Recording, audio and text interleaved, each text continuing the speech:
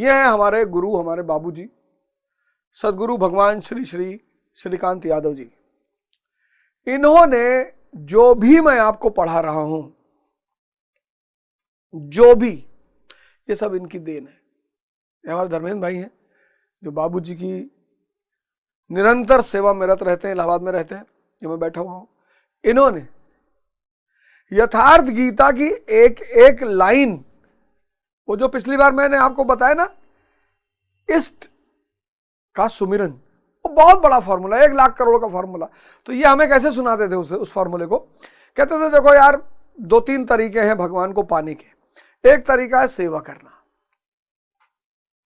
सेवा, जिस पर ये बार बार, हम जब भी जाते हैं, जब भी इनके साथ बैठते हैं, कहते हैं सेवा। सेवा से बड़ा कोई तरीका ही नहीं, सेवा। और खासकर बुजुर्गों की, मां बाप की।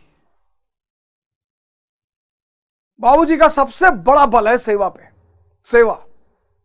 और दूसरा कहते हैं कि अगर एक बड़ी जहाज है समंदर में, और उसी समंदर में एक छोटी नाव है, जहाज और नाव, तो अगर वो छोटी नाव समंदर के बीच में जाएगी तो खत्म हो जाएगी।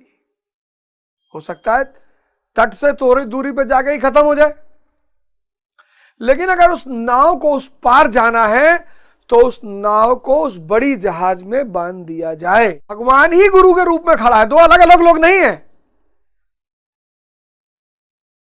भगवान ही गुरु के रूप में खड़ा है, यहां 2 लोग नहीं है। अक्सर लोग सोचते हैं कि 2 लोग हैं, एक गुरु एक भगवान है ना, एक ही आदमी है।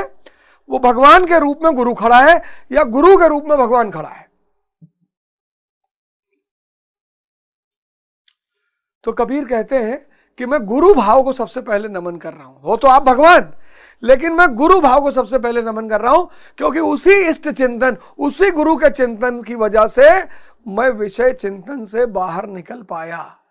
आज आप देखो, आज हमारे कितने भाई हैं, आज हमारे कितने भाई बहन हैं जो बहुत बुरा फुस्क हैं, विषय चिंतन।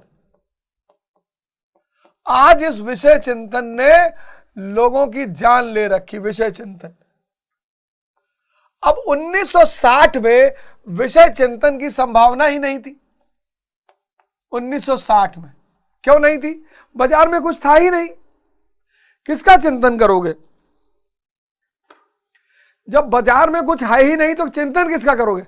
आज 2024 में